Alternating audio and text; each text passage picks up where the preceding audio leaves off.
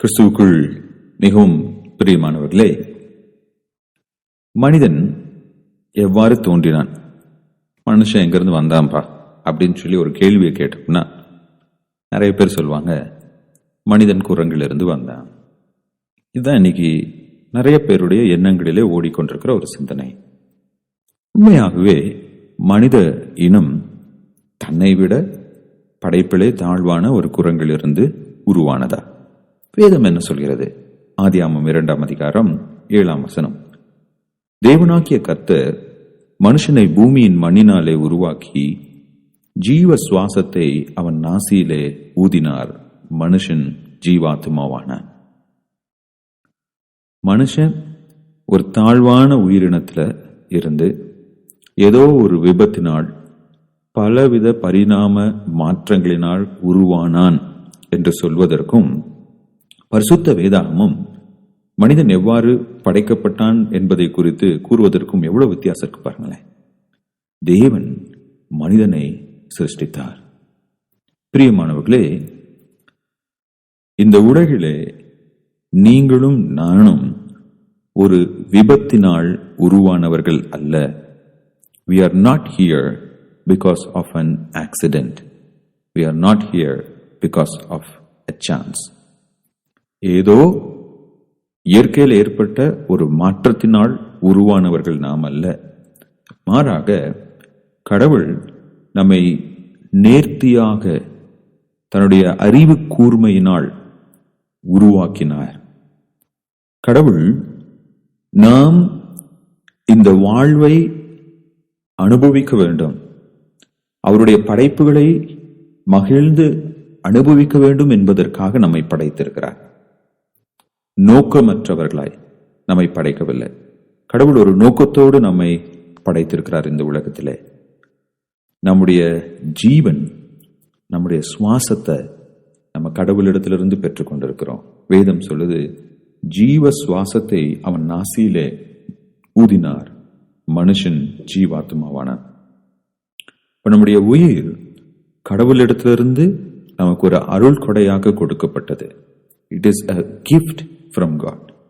இது ஒரு விலையேற பெற்ற ஒரு gift கடவுள் நமக்கு கொடுத்திருக்காது. அது நாம் இன்னைக்கு மனிதர்களாக இருக்கிறோம், நம்ம இன்னைக்கு உயிரோட இருக்கிறோம். அது ஒரு பெரிய பாக்கியம். இதை நிறைய பேர் உணர்ந்து கொள்வதே கிடையாது. நாம் விலங்குகள் அல்ல, நாம் நோக்கமற்றவர்கள் அல்ல. நம்முடைய வாழ்க்கைக்கு ஒரு அர்த்தம் இருக்கு. நம்முடைய வாழ்க்கை விலையேற பெற்றது. கடவுள் நம்மை நேசிக்கிறவராக இருக்கிறார். அவர் நம்மோடு இருக்கின்ற கர்த்தர். அவர் நம்மை கைவிடாத தேவன். மனிதர்களாகிய நாம் கடவுளால் படைக்கப்பட்டவர்கள், அவருடைய அன்பின் வெளிப்பாடாக இருக்கிறோம். இது மட்டும் இல்லாம ஆதியாகமம் 1ஆம் அதிகாரம் 26ஆம் வசனம் கூறுகிறது, நாம் அவருடைய சாயலில் படைக்கப்பட்டிருக்கிறோம். அவர் நம்மை மிகவும் நேசித்து நம்மை படைத்ததினாலே தன்னுடைய படைப்புகள் எல்லாவற்றையும் ஆளும்படியாக அவருடைய சாயலிலே நம்மை படைத்திருக்கிறார்.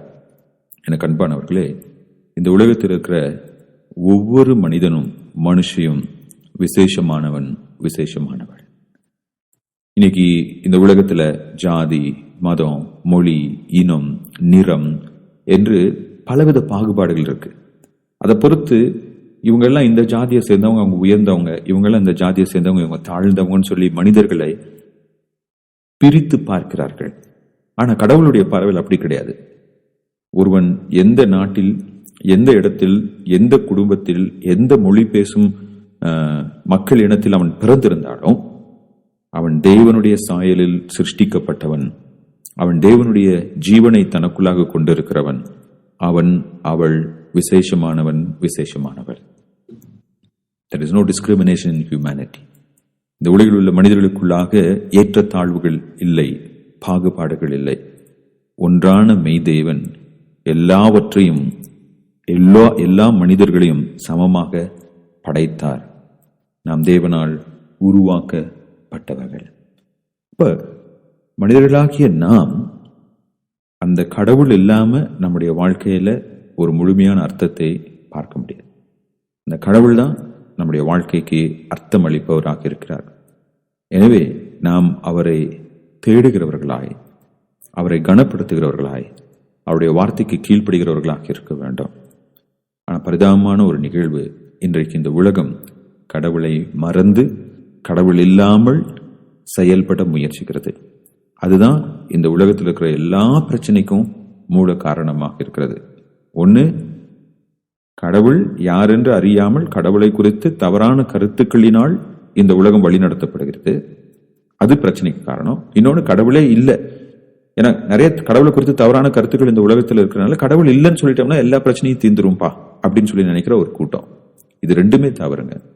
எங்க மனிதர்கள் வாழ்வை அனுபவிக்க முடியுமே என்றால், எங்க மனிதர்கள் சமத்துவத்தை உணர முடியுமே என்றால், எங்க மனிதர்கள் இந்த உலகிலே கடவுள் விரும்பின வண்ணம் வாழ முடியுமே என்றால், ஒன்றான மெய் தேவனாகிய கர்த்தரை முழுமையாக அறிந்து கொள்வதன் மூலமாக.